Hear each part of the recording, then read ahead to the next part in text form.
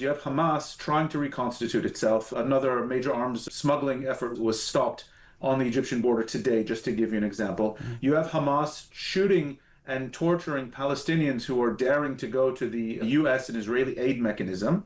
Hamas is trying to use the aid to reconstitute its power, to stay in power, to bully, harass, harm, and kill even other Palestinians.